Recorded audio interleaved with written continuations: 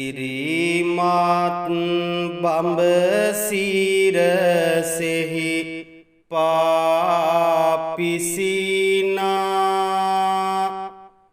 සැරියුත් මහමුගලන් පිළිවෙලිනා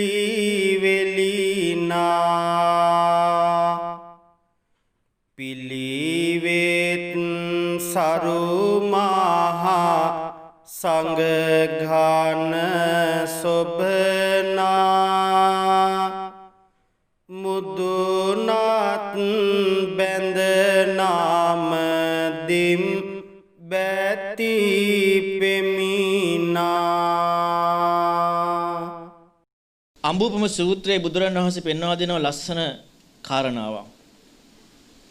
මේ ලෝකේ ඉන්නවා පුජ්‍යලිය 4 දෙනෙක්. එක්කෙනෙක් තමයි ඇතුළත දියුණුවක් නැහැ.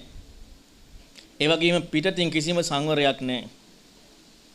තව කෙනෙක් ඉන්නවා ඇතුළත දියුණුයි හැබැයි පිටතින් සංවරයක් නැහැ. තව කෙනෙක් ඉන්නවා ඇතුළතින් දියුණුත් නැහැ. ඒ වගේම පිටතිනුත් සංවරයක් තියෙනවා. තව කෙනෙක් ඉන්නවා ඇතුළත දියුණුයි පිටත් සංවරයි. ඇතුළ දියුණුයි කියලා කිවි අවබෝධයෙන් යුක්තයි කියන එක. භාග්‍යතුන් වහන්සේ පෙන්වා දෙන චතුරාර්ය සත්‍ය ධර්මය අවබෝධ කරගත්තා කියන එක ඇතුළත දියුණුව. ඒ වගේම බාහිර දේ තමයි බාහිරට පේන සියලු දේවල් ජීවිතයේ චරිතය සම්පූර්ණයෙන්ම සංවර බව, ඉන්ද්‍රිය සංවර බව, ඒ වගේම සෑම ගුණයන්ගෙන්ම යුක්තයි. මෙන්න මේ විදිහට ආධ්‍යාත්මික පමණක් නෙමෙයි බාහිර පවා සංවරත්වයක් අපගේ ඥානදීප ස්වාමීන් වහන්සේට තිබුණා. ධර්ම සාකච්ඡාවකින් ස්වාමීන් වහන්සේව ඇසුරු කරන්න බැරි වෙච්ච බොහෝ අයට ස්වාමීන් වහන්සේගේ බාහිර තියෙන ඒ ගුණයන් දැකලා පැහැදිච්චයි හිටියා. ඒ අංග දෙකෙන්ම යුක්ත වුණා. පින්වතුනි බුදුරජාණන් වහන්සේ පෙන්වා දෙනවා යම් කිසි කෙනෙක්ව නිවැරදිව තේරුම් ගන්නට නම් කාලයක් ඇසුරු කරන්නට ඕනේ. බොහෝ කාලයක් ඇසුරු කරන්නට ඕනේ. ඒ කියන්නේ බුදුරජාණන් වහන්සේගේ ශ්‍රාවකයන්ගේ තමන්ගේ සබ්‍රහ්මචාරින් වහන්සේලාගේ ගතිගුණය තේරුම් ගන්න බොහෝ කාලයක් ඇසුරු කරන්නට ඕනේ. ඒ වගේම ඒ කෙරෙහි අවධානයෙන් ඇසුරු කරන්නට ඕනේ. ඒ වගේම තමයි පින්වතුනි තමන්ට අතේ හැකියාව තියෙන්නට ඕනේ ඒ ස්වභාවය තේරුම් ගන්න. මෙන්න මේ විදිහට යම් කිසි කෙනෙක්ව ඇසුරු කරොත් ඔහුගේ ප්‍රඥාව, ප්‍රශ්න වලට මුහුණ දෙන ගතිය, සීලේ ස්වභාවය මේ සෑම දෙයක්ම තේරුම් ගන්න පුළුවන්.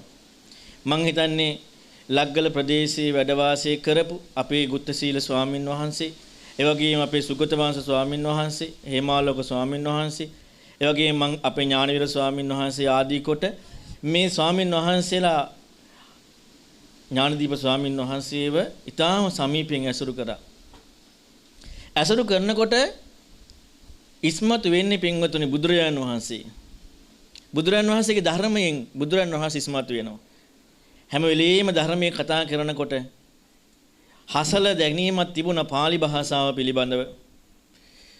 කිසිදු විදියකින් වැරදි දෙයක් නිර්වචනයේට ඉඩ දෙන්නේ නැතුව මූලික බුද්ධ වචනයට තැන දීලා බුදුරජාණන් වහන්සේ ඉස්මතු කරනවා. පින්වතුනි ඒක තමයි ශ්‍රාවකයෙකුගේ ලක්ෂණය. මම ඔබට පෙන්වා දෙන්න හදන්නේ මේ ශ්‍රාවකයෙකුගේ ලක්ෂණය. ශ්‍රාවකයෙකුගේ ලක්ෂණය ජීවමානව පිළිබිඹු වෙච්ච උත්මය තමයි ඩෙන්මාර්ක් ඥානදීප ස්වාමීන් වහන්සේ කියන්නේ. එක්තරා අවස්ථාවක උත්තර රහතන් වහන්සේ සක්දෙවිඳුන්ට දහම් කරුණු කිහිපයක් පැහැදිලි කරනකොට සක්දෙවිඳු පැහැදිලා අහනවා ඔය දහම් කරුණු වටහාගත්තේ ඔබගේ දහනෝ. අනේ නෑ මගේ නෙමෙයි. මේවා බුදුරයන් වහන්සේ පෙන්නපු දේ මම මේ පැහැදිලි කරන්නේ. හැම වෙලෙම ශ්‍රාවකයා ඉස්මතු කරන්නේ ශාස්ත්‍රුන් වහන්සේව වෙන කෙනෙක්ව නෙවෙයි. ඒක තමයි ශ්‍රාවක ලක්ෂණය. තම තමන්ගේ මතිමතාන්තර ඉස්මතු කරනවා නම් ඒ කාරණාව ශාස්ත්‍රු කෙනෙකුගේ ශ්‍රාවකත්වය නෙවෙයි. අපේ ඥානදීප ස්වාමීන් වහන්සේ ඊටා ගැඹුරු දහම් පරයයවල් අර්ථ නොහැටින දහම් පරයයවල් ඉස්මතු කරලා පෙන්නවා. ඒ ඉස්මතු කරලා පෙන්නද්දී කිසිදු විදිහකින් අර්ථ විකෘතියක් වෙන්න දෙන්නේ නැහැ.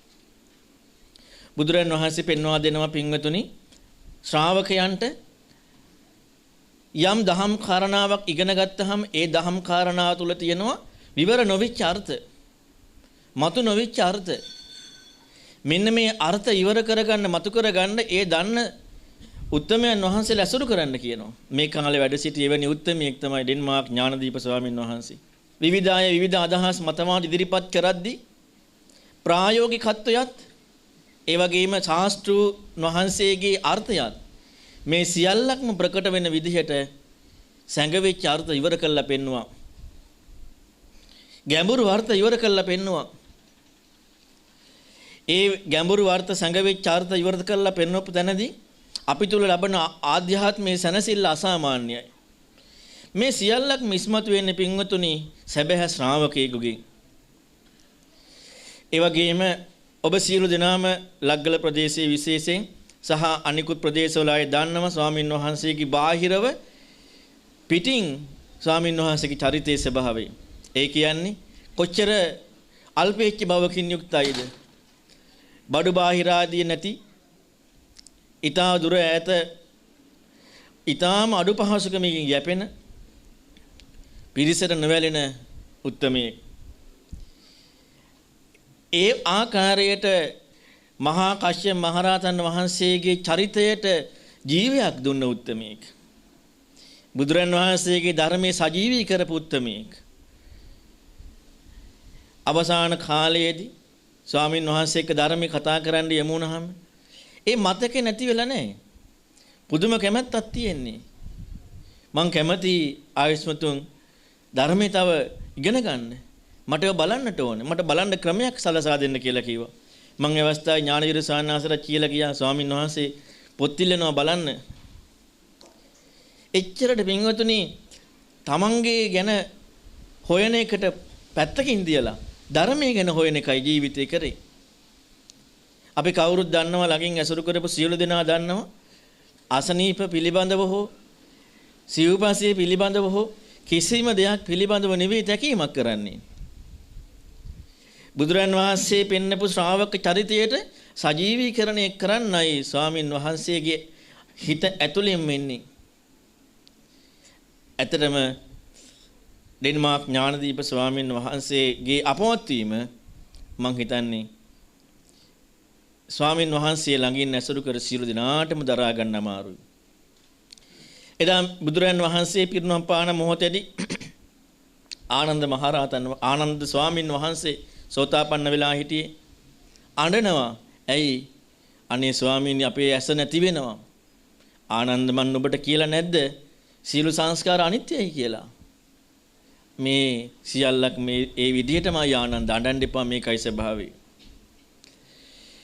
ඒ විදිහට බුදුරන් වහන්සේගේ පිරිනොම් පෑම සිදුවෙන අවස්ථාවේ ආනන්ද ස්වාමීන් වහන්සේට යම් දුකක් ඇති වෙන්නේ නැද්ද? යම් කිසි සංවේගයක් ඇති වෙන්නේ නැද්ද? මෙන්න මේ විදිහට පින්වතුනි ඥානදීප ස්වාමීන් වහන්සේගේ අපවත් වීමෙන් අපි සියලු දෙනාටම ඇති වුණා. ඒක පින්වතුනි දරා ගන්න බැරි වෙච්ච දුකක් බවට පත් වුණා. හැබැයි උන්වහන්සේ ඉස්මතු කළ දුන්න බුදුරන් වහන්සේගේ ධර්මයේ එක්ක අපට හිත හදා ගන්න පුළුවන්කම ලැබෙනවා. ඒ උත්තමයන් වහන්සේගේ ජීවිතයේට බුදුරන් වහන්සේගේ ධර්මයේ තුලින් ආධ්‍යාත්මයේ සැනසුණා. සමහර අයට හිතෙන්නට ඇති අපිත් එක්ක කතා කරන්න දෙන්නේ නැහැ. අපට දෙයක් පූජා කරගන්න දෙන්නේ නැහැ.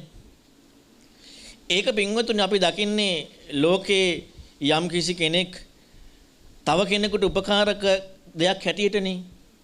නමුත් ස්වාමින් වහන්සේ ඉස්මතු කරගත්තේ ලෝකේ පිරිසකට යමක් කරනවා කියන එක නෙමෙයි. තමන්ගේ චරිතය ශාස්ත්‍රූන් වහන්සේගේ ශ්‍රාවක චරිතයක් බවට පත් කරගන්න එක. ඊතර චීවර, ඊතර පිණ්ඩපාත, ඊතර සේනාසන, ඊතර ගිලන්පත් මේ සිවුරු සෙනසුන ගිලන්පස මේ ලැබිච්ච දෙයකින් සතුටු වෙන යමක් බලෙන් හොයන්න යන්නේ නැති චරිතයක්. ඒක තමයි පින්වතුනි ආධ්‍යාත්මික ගුණවගාව වැඩි වෙනකොට ඇති වෙන්නේ. සාරිපුත්තු සීහනාද සූත්‍රයේදී පැහැදිලි වෙනවා සාරිපුත්තු උත්තමයාගේ තියෙන ගුණය ප්‍රඥාව වැඩි වෙන්න දැන් අපි නම් දන්නවා යමෙක් මොන හරි දන්නවා නම් එයාව ඉහළට යනවා කියලා.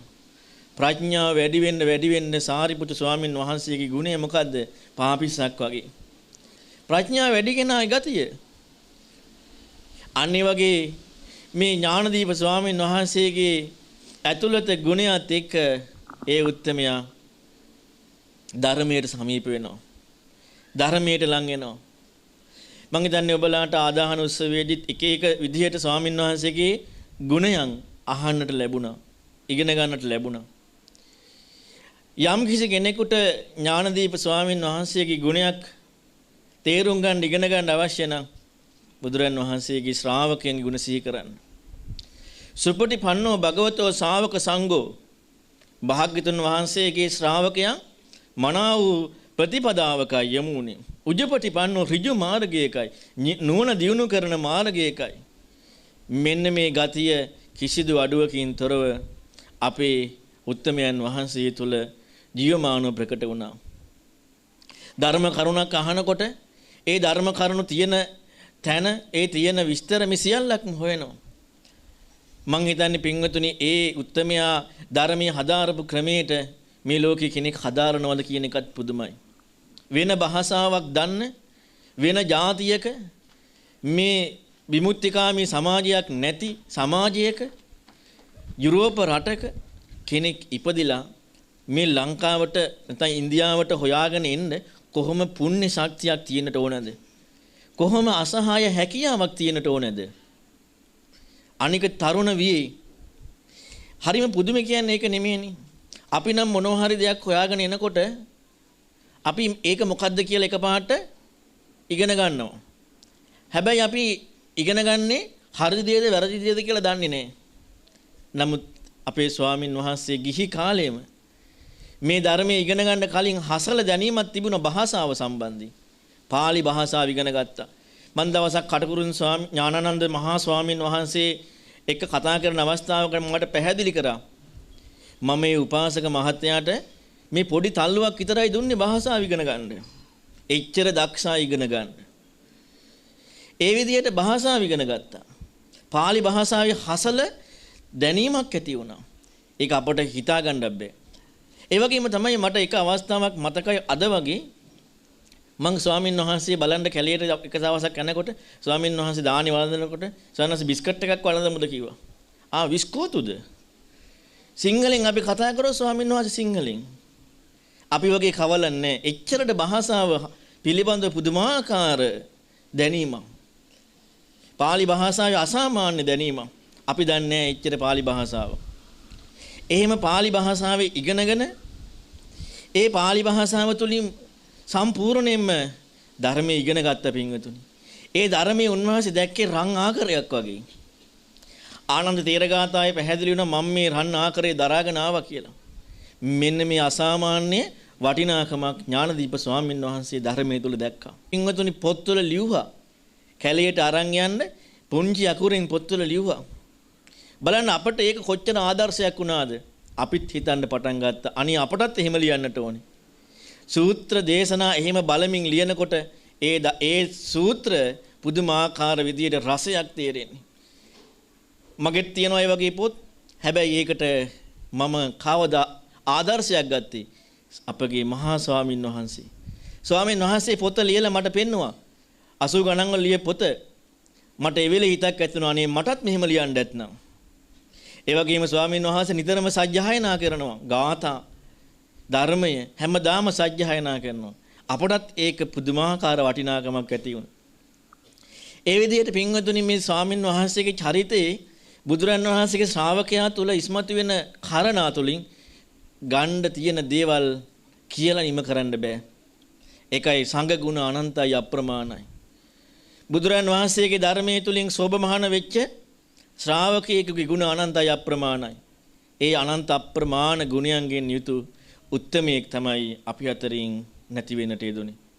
මට සමාල්ලාවට අපවත් වුණා කියන වචනේ කියවෙන්නේ. එච්චරටම හිතන්න බෑ අපවත් වුණාය කියලා. ඒක තාම අපට දරා ගන්න බෑ. මොකද එච්චරටම අපි ආධ්‍යාත්මයේ තුලින් අපට ඇසුරු කරන්න පුළුවන්කමක් ලැබුණා. ඒ වගේ උත්තමයෙක් සමීපව ආධ්‍යාත්මයත් එක්ක ඇසුරු කරන්න ලැබීම මේ ලෝකයේ ඇත්තටම භාග්‍යයක්. ඉතින් ඒ නිසා පින්වතුනි අපි හොඳට හිතන්න හොඳට කල්පනා කරන්න විශේෂයෙන් අපි ස්වාමින් වහන්සේලාට මේ යතිවරයාණන් වහන්සේගේ ඒ ප්‍රතිපදාව අනුගමනය කරන භික්ෂු පිරිසක් මේ ලෝකේ ඇති වුණා. ඒක පින්වතුනි මේ ලෝකයේ කෙනෙකුට බලෙන් කියලා නෙමෙයි කවුරුත් ස්වාමීන් වහන්සේ කිව්වේ නැහැ එන්න මාත් එක්ක කැලේ යන්න එන්න. මම විදියට හිතන්න එහෙම කිව්වේ නැහැ. චරිතයෙන් ආදර්ශයක් උනේ. චරිතය තුලින්ම අන් අයට පුදුමාකාර ආදර්ශයක් වුණා. ධර්මයේ හොයන්න ඒ චරිතය තුල ජීවමාන වෙච්ච දේ තුලින් ආදර්ශයක් වුණා. අන්න එවැනි විදිහේ උත්මයෙකුට අපට උපස්ථාන කරන්න ලැබීම අපි ලැබපු විශාල භාග්‍යයක්. ඒ ශාසනයට ජීවයක් දුන්න උත්තමයන් වහන්සේ. ඒ සංඝයාට සංඝ ප්‍රීතුන් වහන්සේ නමක් වැඩ සිටපු උත්තමයන් වහන්සේ තමයි ඒ අපි අතුරින් මිය පරලයන්ට යෙදුනේ. මම කවදාවත් කාටවත් නොකියව පුංචි කාරණාවක් කියන්නම් මම මේ පින් අනුමෝදන් කරන්න කලින්. මොකද අපි ස්වාමින් වහන්සේගේ ගුණ කඳ දකලා තියෙනවා ගොඩාක්. එක්තරා අවස්ථාවක ඕවිලිකන්ද ආරණ්‍ය සේනාසනයේ වැඩ වාසය කරද්දී එහෙදි ස්වාමින් වහන්සේ එහෙන් වස් ඉවර වෙලා ස්වාමින් වහන්සේ වස් වසුණා මාස 6ක්. ඒ කියන්නේ බුදුරන් වහන්සේ පනවපු අර්ථයත් බුදුරන් වහන්සේ අර්ථයෙන් වස් කාලයත් වහින මාස 3යි. ඉතින් ඒ මාස 6 වස්වසලා එහෙන් පිට වෙනකොට මම ස්වාමින් වහන්සේගෙන් ඇහුවා ස්වාමින් වහන්සේ මෙහිදී මොන හරි අඩුපාඩුවක් වුණාද කරදරයක් වුණාද කියලා. ස්වාමින් වහන්සේ කිව්වා නෑ ආයස්මතු. මට මෙහිදී ගොඩාක් සමාධිය ඇති වුණා. මට සමාධිය ගොඩාක් ලැබිලා තිබුණේ නෑ. බොජ්ජංග හැම වෙලෙම භාවිතා කරන්න බෑනේ. බොජ්ජංග භාවිතය නිතර සිද්ධ වෙන්නේ නෑ. නමුත් සමාධියක් ලැබුණාම හරි ප්‍රීතියෙන් වාසය කරන්න පුළුවන්. ඒ නිසා මට මෙහිදී සමාධිය ගොඩක් ලැබුණා. පින්වතුනි බොජ්ජංග භාවිතා කරන්නේ සීක උත්තමයෝ. එතකොට ස්වාමින් වහන්සේගේ තියෙන හැකියාව ස්වාමින් වහන්සේගේ තියෙන ගුණයන් ස්වාමින් වහන්සේ කාටවත් බලෙන් ප්‍රකට කරේ නැහැ. ස්වාමින් වහන්සේගේ ධර්ම සාකච්ඡාවෙන් ස්වාමින් වහන්සේ ළඟින් ඇසුරු කිරීමෙන් පමණයි ඒ උත්තම ගුණයන් තීරුම් ගන්න පුළුවන්. ඒක බුදුරජාණන් වහන්සේ පෙන්වා දීලා තියෙනවා. ඉතින් අපි විශේෂයෙන්ම මේ වැඩ සිටින අපගේ ගෞරවනීය ගුත්තසීල නායක ස්වාමින් වහන්සේත් ඒ වගේම අපේ ඥානවීර ස්වාමින් වහන්සේ මම හිතන්නේ වසර 2ක් විතර පුදුමාකාර කැපවීමක් අපි සුගතවන් ස්වාමින් වහන්සේ එක්ක උපස්ථාන කරන්නට යෙදුණා.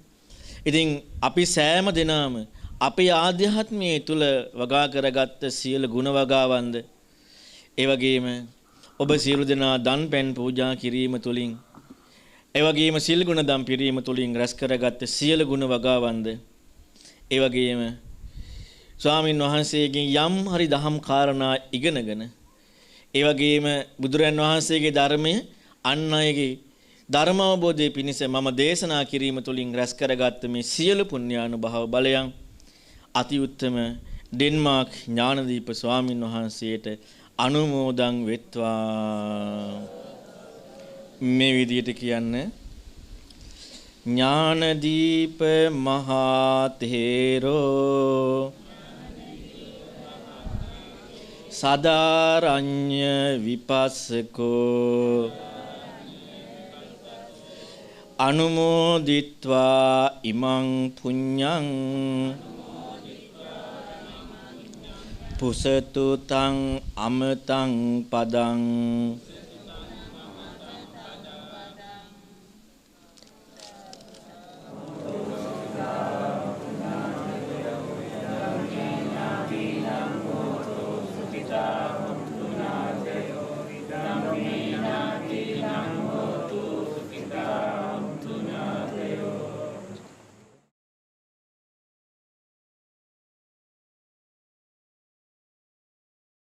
මේ වෙලාවේ මේ වැඩ සිටින්නේ ඇද්දලගල ආරණ්‍ය සේනාසනයේ අභිනවයෙන් ඉදි කරන ලද විහාර මන්දිරයේ ඉතින් මේ විහාර මන්දිරයේ විශේෂයෙන් අපගේ ඩෙන්මාර්ක් ඥානදීප ස්වාමීන් වහන්සේගේ භස්මාවශේෂ තමයි ඔය තැන්පත් කරලා තියෙන්නේ.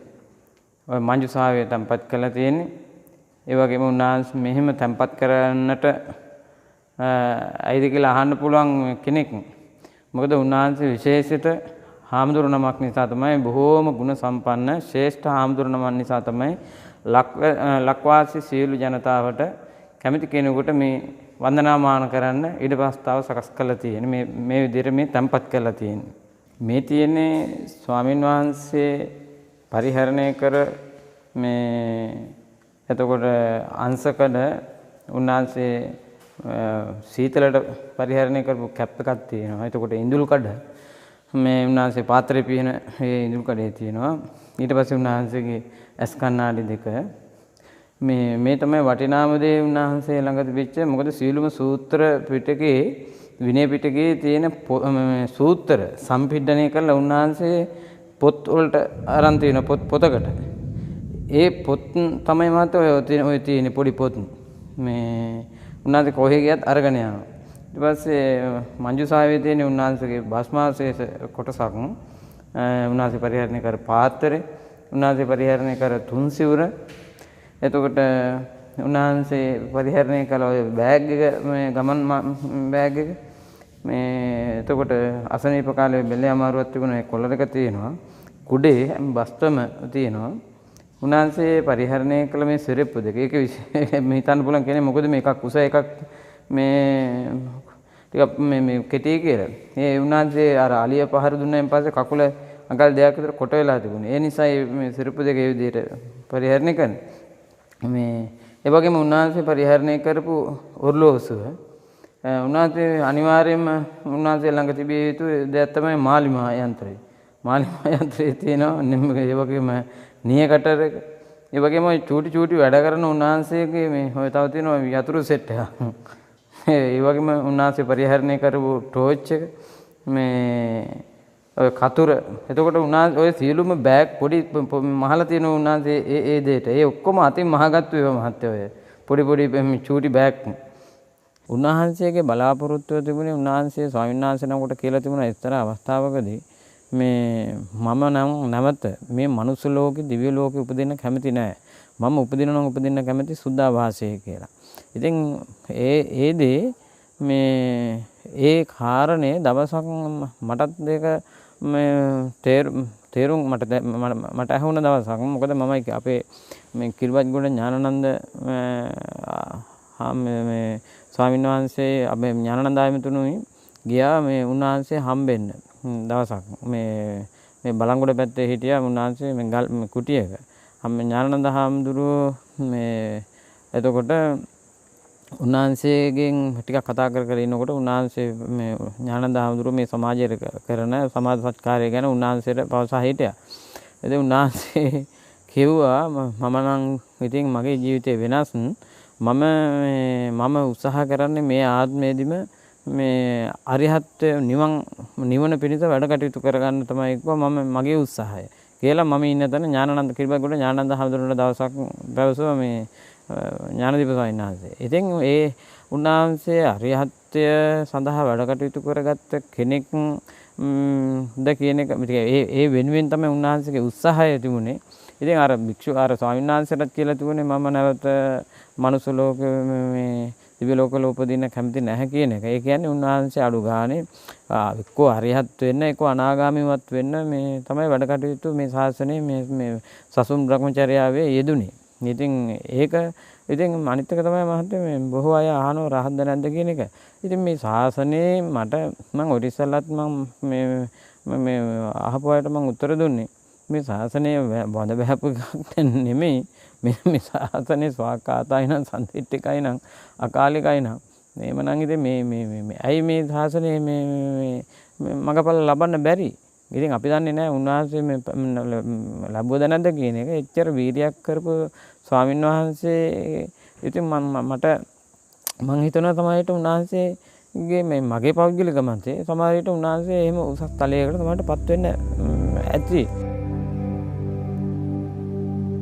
In this present age, is someone who is very difficult to find an equal for 2 or 3 reasons. One reason is his expertise in Dhamma, his knowledge of Pali and the scriptures. Secondly, his great love of solitude. And thirdly, his ability to live alone in the forest. So I think he is a monk who, at least in Sri Lanka, has no equal. And his passing away recently is passing away of an individual monk who has developed many remarkable qualities in his life and has been an inspiration for many other forest monks in Sri Lanka. Giving up everything, that is the only safety. Gnanadeepa පන්ති. මෙවැනි බොහෝ වටිනා ධර්ම කරුණු upload කර සැනින් ඔබේ ජංගම දුරකථනයට notifications ලැබෙන්න ඔබත් දැන්ම සම්මා TV YouTube නාලිකාව සබ්ස්ක්‍රයිබ් කරන්න. බොහෝ දෙනාගේ හිතසුව පිණිස මේ ඔබේ කල්යාණ මිත්‍රයන් අතරේ ෂෙයා කරන්න. ඔබට තෙරුවන් සරණයි.